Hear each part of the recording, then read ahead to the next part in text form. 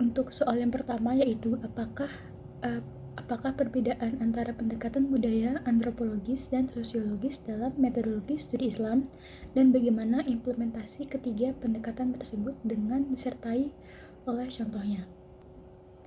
Yang pertama itu ada kebudayaan. Jadi konsep dari pendekatan kebudayaan itu sendiri dapat diartikan sebagai sudut pandang ataupun cara pandang yang menggunakan kebudayaan sebagai kacamatanya. Jadi pendekatan kebudayaan dalam studi Islam adalah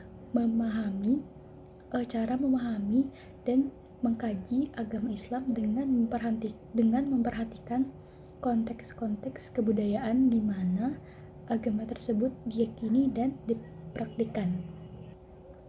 Kemudian pendekatan kebudayaan ini bertujuan untuk memahami bagaimana ajaran Islam berinteraksi dan melebur dengan budaya lokal. Contohnya itu sebagai studi tentang tradisi sekaten dan bagaimana unsur budaya Jawa dipadukan dengan dakwah Islam untuk menarik simpati masyarakat umum.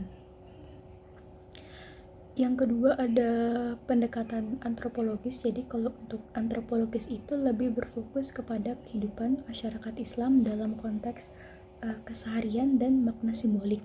Dan ini bertujuan untuk meneliti Islam sebagai praktik sosial dan makna yang dibentuk dalam kelompok masyarakat tertentu. Contoh dari implementasinya itu adalah misalnya studi tentang Islam Jawa ataupun Islam di Indonesia. Yang selanjutnya ada yang terakhir pendekatan sosiologis. Jadi untuk pendekatan sosiologis itu berfokus pada interaksi sosial, struktur masyarakat, dan peran dari sebuah institusi agama.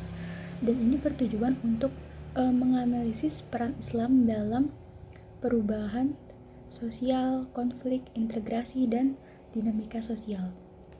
Jadi contohnya itu seperti studi tentang bagaimana peran pesantren dalam pemberdayaan ekonomi masyarakat dan sebagainya, atau bagaimana institusi Islam mempengaruhi mobilitas sosial dan struktur ekonomi masyarakat.